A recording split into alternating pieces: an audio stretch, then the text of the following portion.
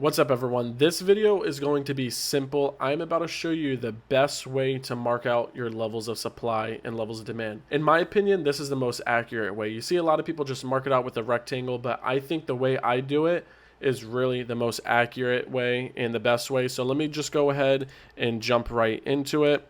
Now, I'm going to be showing you an example of this level of supply right here, right? The first thing that we need to talk about before I actually mark out my levels of supply and demand is what are you looking for when it comes to supply and demand?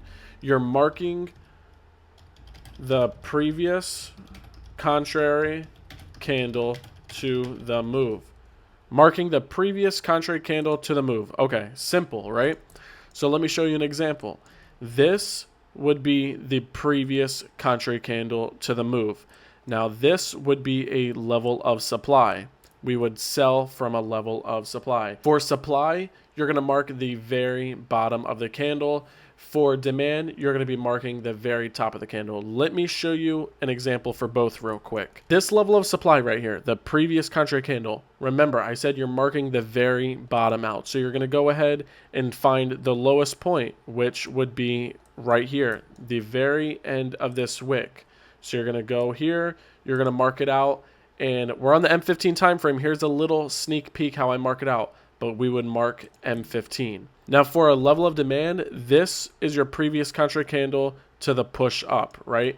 So basically, to make it super simple, you're looking for, like my chart colors, you're looking for the last black candle before there's a lot of blue candles. Those are my chart colors, but that's the easiest way to put it. If yours are red and green, you're going to be looking for the last red candle before there's a bunch of green candles. That would be a demand. For supply, you're looking for the last blue candle before there's a lot of black candles. Or if your chart colors are red and green, you're looking for the last green candle before there's a lot of red candles. So for demand, you're marking the very top of the candle, which would be the top of this wick right here. You would go ahead and mark that. Now I'm marking it with M15 because we're on the M15 time frame, but you would mark this with whatever time frame you're on. We'll get into that in a second. But see, you would go ahead and mark the top of that, and boom, just like that, you're marking the highest point when it comes to demand, and for supply, you're marking the lowest point. So we know demand highest point, demand highest, supply lowest. Simple. Now, let me show you guys how I actually mark them. You already got basically a sneak peek, but the way you're going to want to mark supply and demand is not by the rectangle. You are going to want to mark it out with lines, and you're going to want to mark it out on each time frame when there's a valid level. So see here, we're on the M15 time frame, and see how I marked it with M15. We know there's a level of supply on the M15 time frame. If I go to the M5, we can see this previous contrary candle right here on the M5 time frame would be our M5 level of supply. So let's go ahead, mark that, and see how I have a template with all the time frames. That's how I mark my levels of supply and levels of demand. So this would be our M5 supply on the M5 time frame. If we go to the H1, let's see. This is the previous contrary candle on the H1, and that would be our H1 level of supply.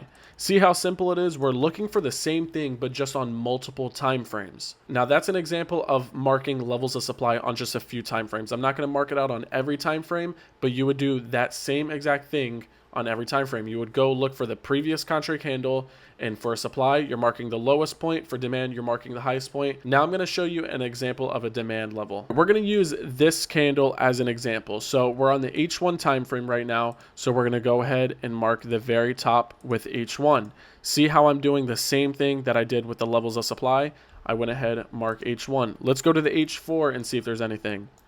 We can see there's a previous contrary candle right here on the H4 time frame, because this is that last candle, the last bearish candle before the move. So we're going to mark that with H4. Let's go to the daily, see if there's anything on the daily. So right here, you do have a daily level, but take a look at this real quick. I want to show you this. Notice how we have a daily previous contrary candle right here. Let's mark that. And look what happened. The market decided to pull back, and where did we go? We tapped right into this daily level of demand and then started getting a rejection. But let's get back to this. Let's go to the M15 time frame. and see if there's anything here. So we see there's an M15 previous contrary candle way up here. Now, notice how I'm just marking these levels out. You really want to see when there's a lot of time frames in confluence. I'm going to get into that in a second though, but see how I just marked this out and see how we got to bounce at this level. The M15, we definitely would have taken some drawdown, but that's when you read price action, you see what your other levels are looking like, and you go from there. This H1, H4 would have been the better entry, but notice how all I did was the same thing I did for supply. I just looked for that previous contrary candle, I mark my levels of demand, and this is how simple it is.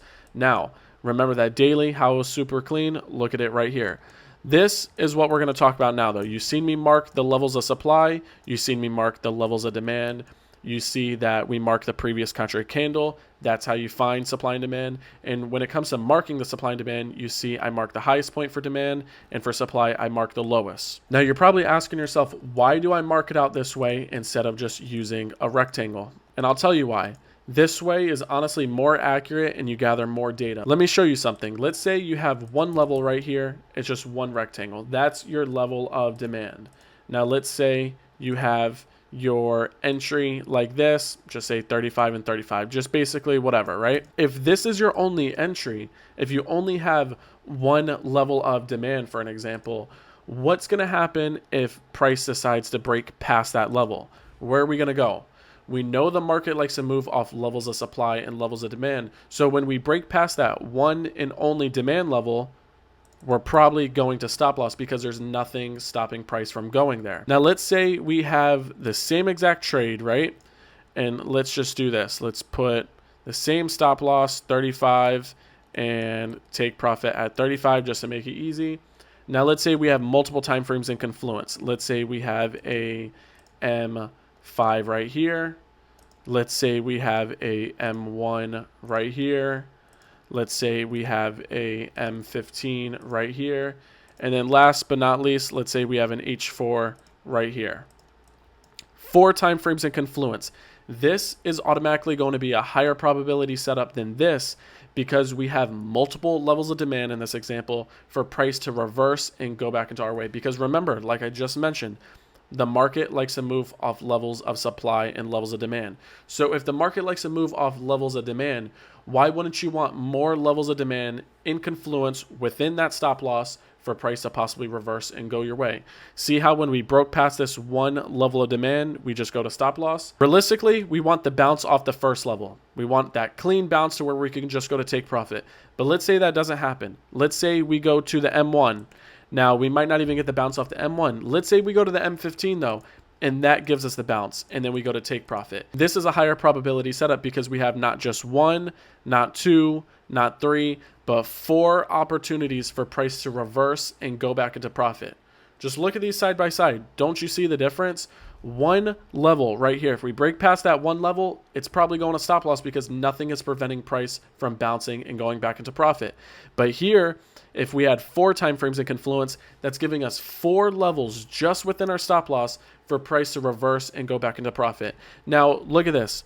If I deleted this, this, and this, look how this does not look like a high probability setup because it's going to be the same thing that happened here. If price is starting to come down and we tap right into our level of demand, and let's say we start heading lower, where's price going to go? It's probably going to stop loss. The thing that could prevent that is if we had multiple time frames in confluence, because see, if price was doing that same thing and if we were going lower and we did not get that rejection from right there, now we have either this level, or this level for price to reverse and go our way. So it's a night and day difference when you see this setup right here or if you've seen this setup right here with just one time frame. I mean, look at that.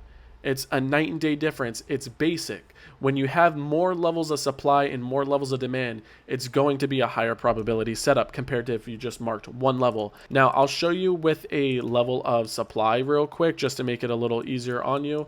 Let's go over here. Let's say this was our level of supply. It's basically the same exact concept as the demand level though. But if we had one time frame right here and price was going up to this level, and then we just push right past it, Where's it going to go? Probably stop loss, because we have nothing stopping price. There's no levels for it to possibly reverse and go back into profit for us. So it's probably going to stop loss. But if we had maybe a time frame here and we had a level here, let's just say we had 3 levels. Now, if we break past that level, we possibly can get the reversal from here, or we could get the reversal from here, which is basically just creating that higher probability setup and making it less likely to go to stop loss. Now, you might only have 2 levels, right? But this could happen right here where we do take a little bit of drawdown, we go to this level, and that gives the reversal. Obviously, we want the rejection off that first level, and we just want to run to TP like that. That's ideal, but it doesn't happen every single time. I will tell you, a lot of my trades, they do react very accurately just like that, but it's not going to happen every single time. But we all know trading is a game of probabilities, and with this setup right here, it's creating a higher probability chance for it to reverse and go your way before it hits stop loss. Now I'm going to put this in all caps for you because this is very important. More time frames in confluence equals higher probability. Right there. It's that simple. More time frames in confluence equals higher probability. So when you have 4 time frames in confluence, that's going to be a higher probability setup than if you had 1. If you have 2 time frames in confluence, that's a higher probability setup than 1. If you have 5 time frames in confluence, that's going to be a higher probability setup than 3. It's that simple. And I'm telling you guys, I've been using this strategy for well over a year, maybe a year and a half, 2 years, something like that. And this strategy has made me pass plenty of challenge accounts. I've gotten plenty of payouts, and I have not switched since I found this, and I don't ever plan on switching. This is really the ideal strategy for me. So just a little recap. Marking the previous contract candle to the move. That previous contract candle is your supply and demand. Demand, you're marking the highest point of the candle. Supply, you're marking the lowest point. And more time frames in confluence equals higher probability setup. That's going to be the end of the video. I just wanted to do a brief explanation on this because I get asked about my strategy quite often, and this is what it is. This is super simple, and honestly, this is the best way, in my opinion, to mark supply and demand levels. If you don't use it this way, backtest it. Try it out. It's definitely accurate. If you like the video, make sure you leave a like, comment, and subscribe. If you have any questions, feel free to drop them in the comments. Message me on Instagram. If you want to trade live with me and get access to the educational calls, click the link in the description or click the link in the bio, and I will see you guys in the WAP, or I'll see you guys in the next video. Peace out.